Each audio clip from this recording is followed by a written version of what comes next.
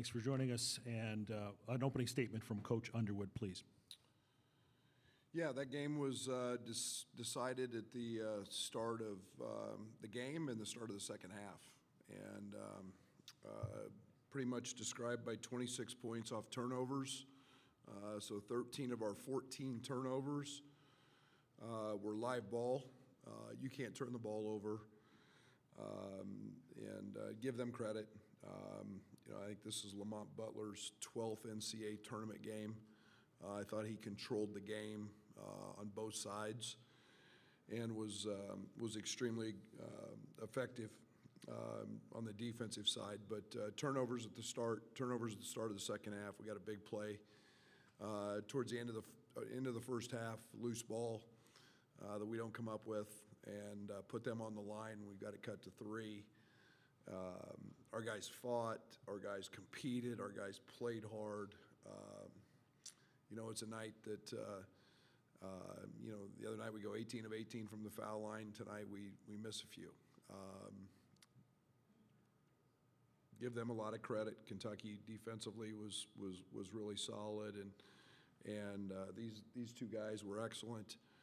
And gave us every opportunity to try to get back in the game. We just couldn't get a stop, and the turnovers were the difference. Thank you, Coach. Questions for the Illinois student athletes, please. Stephen Cohn, SB Nation. Kylan, being the veteran on this team in some ways with some tournament experience, what do you tell the guys now after the game as you guys go back to Champaign about what kind of comes next? Just keep our heads up. Today was tough. All we can do now is just enjoy the time that we had together. Yeah.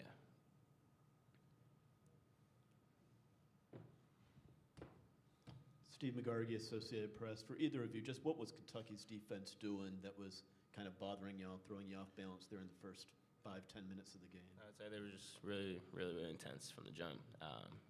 In our stuff, they're making stuff uncomfortable for us. Coach has been saying it, shocking your central nervous system. I think they did a good job with icing the ball screen, and that kind of riled us in the beginning. But still, at the end of the day, we can't turn the ball over that much. Questions for the student athletes?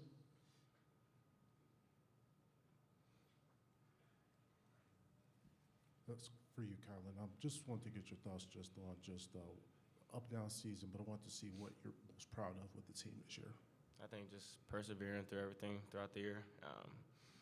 We're really, really young. We had a lot of forks in the road for all of us, individually and as a team, but at the end of the day, I feel like for how young we were, we persevered, fought through adversity, leaned on this dude right here, and leaned with each other, put into confidence with one another each and every day.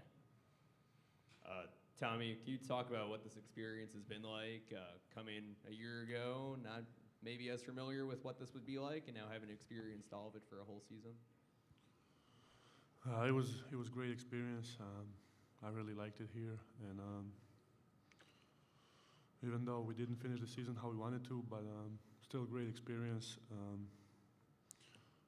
Glad that I was a part of this team, this group, and yeah, we'll come back.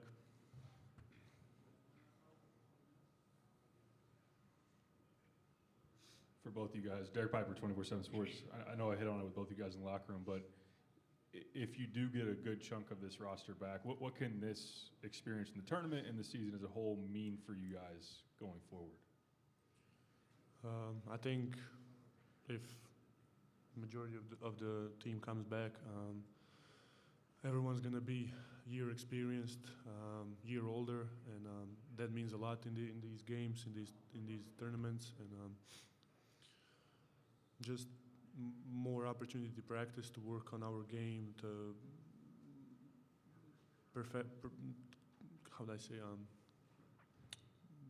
do our offense more detailed, defense, and everything, and just be better. We'll let these guys go. Thank you very much. Appreciate it. Questions for Coach Underwood, please? Coach, Doug Bouchon, Rivals.com. Coach, Can you reflect a little bit on how this team was constructed, really beginning this time last year, last spring, and then does it now become about trying to hold a majority of the group together? It's always about that. Unfortunately, we don't have a lot of control over that. You know, I think the one thing we knew last year was we were very old. I think there's a balance, you know, in terms of age and experience and youth and trying to figure that out.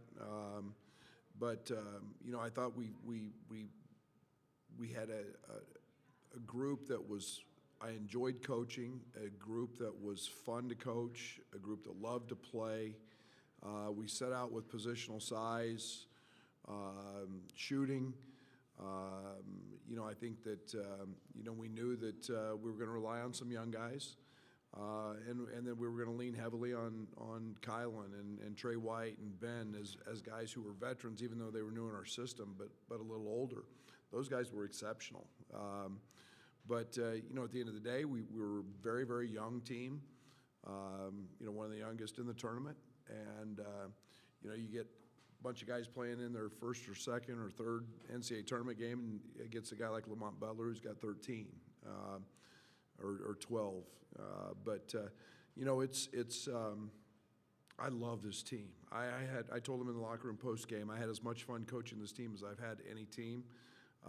Their ceiling was high. It was a hard year because of all the adversity we went through, but it's not gonna dampen my belief in what this team could achieve. And we got stunted a little bit with all the sickness and injuries, but man, it was a blast. It was really fun to coach this group.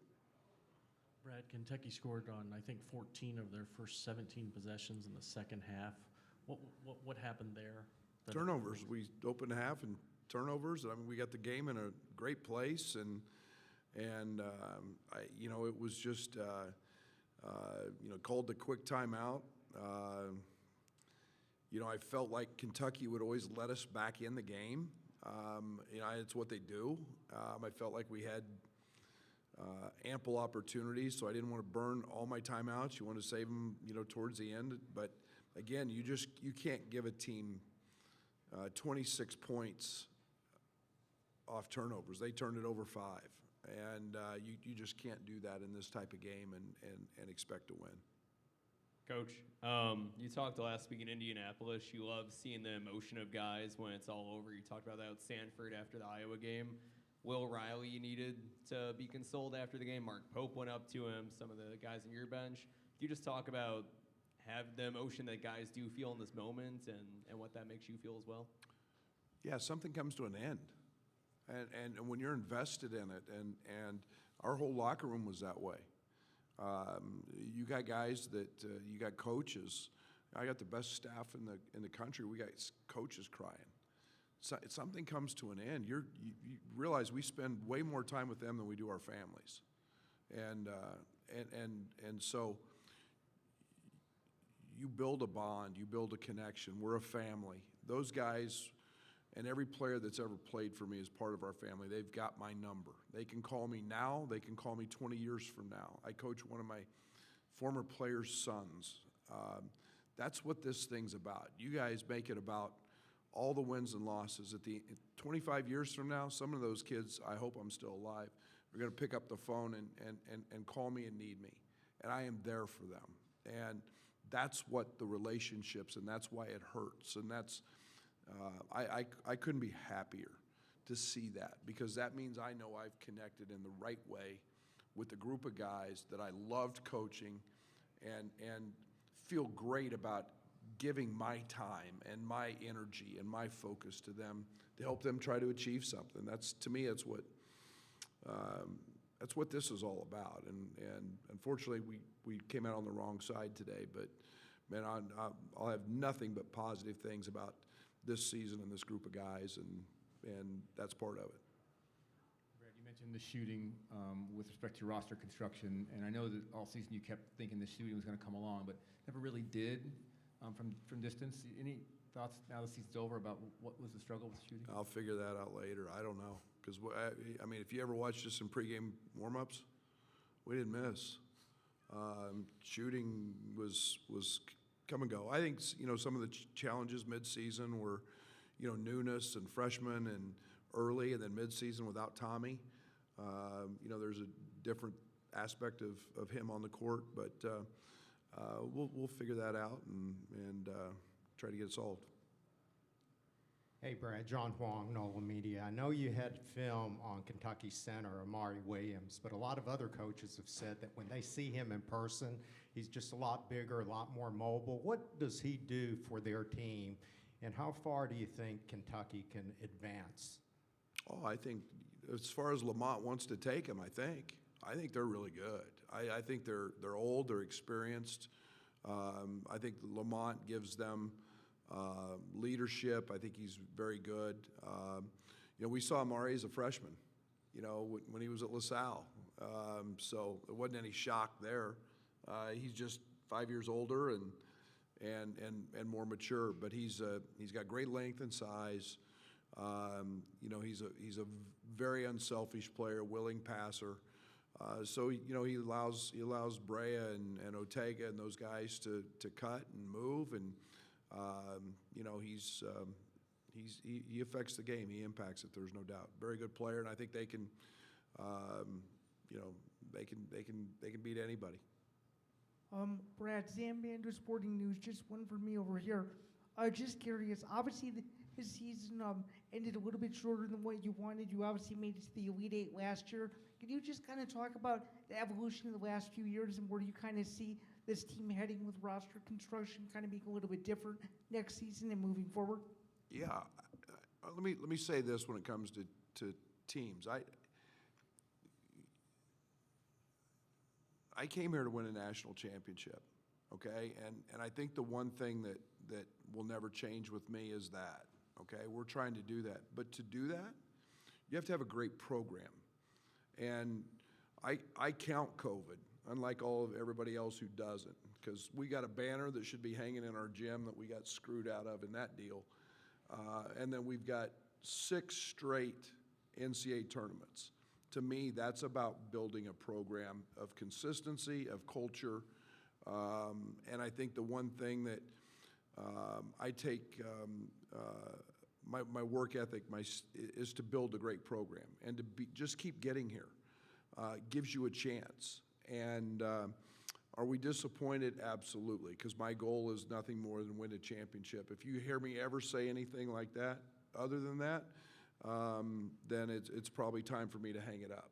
But our program is in great shape. We've got great leadership. We've got great facilities. We've got the ability to keep getting players. We sell out every night. We've got the best fan base out there.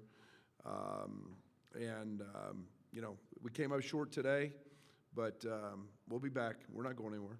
These 3 here, and then we'll wrap it up. Go ahead. Derek Piper, 24/7 Sports. Brad, what is your hope as far as a carryover from this experience for the guys that could come back? Obviously, KJ and Will have decisions to make, and everybody does nowadays. But just ideally, what do you hope that this will then propel itself into? Yeah, experience, carryover. It's one of the challenges of getting older, is having carryover in your program. That's. The young man from Iowa, he spent 4 years there. I hope that that's the case with certain guys. I think, we'll have conversations with guys and see where it's at. It's a complicated process in today's world. The portal opens tomorrow, a lot of rest. And, and then you've got guys that are good enough for the NBA, and they'll have decisions to make. And, it's a never-ending process. We've been making calls and checking the portal on a daily basis since we've been here. So, for the grads, but we'll hope there's a nice group back and we can build on this and try to win a national championship. 2 more. Go ahead. Brian T., Chicago State of Mind. Brad, you talked about the adversity of the season. Just want to get your thoughts on just looking back at the season as a whole. What's been the thing that's made you the most proud? Yeah, they never quit. We hit some speed bumps now, and if you've got a little bit of a shaky locker room with character, we could have gone south pretty easy. And my 38 years, I haven't seen anything like I saw this year. I hope I don't see it for another 38 because it was challenging. Just the ability to practice some days. They hung in, man. This group, that's why I love them. This group will always have a special place in my heart because of their resilience, their toughness, their love for the game. I keep saying that all the time. This group loves to play basketball, and they're all good friends, and that's fun to be a part of. Last one. Paul Banks, The Sportsmaking USA Today. Brad, you just made it very clear what the standard is, or at least the goal, national championship. Now, some of the fans may, they look at where this program was before you took it over and how you elevated it. And there could be people who follow this program who don't have that same standard. Like, what would be your message to them to make them believe that, national championship should be, the goal? Well, if they haven't heard me say that before, then they're probably not our fans. Because I've said it since the day I got here, my introductory press conference, and I'm going to keep saying that. And I think we've built something that is can stand the test of time. I think our program, our fans, I've said it a lot. So if they're not on board now, then they're I don't know, they're somebody else's fans. They're not ours. But we're playing a national schedule every year. We're competing at the highest levels. We're producing really good players who are really good people. I think there's a lot that our fans can be really, really proud of. And we're going to come back next year with a group of guys that we're going to have the same goals and ambitions. Thank you, Coach. Appreciate it. Thank you.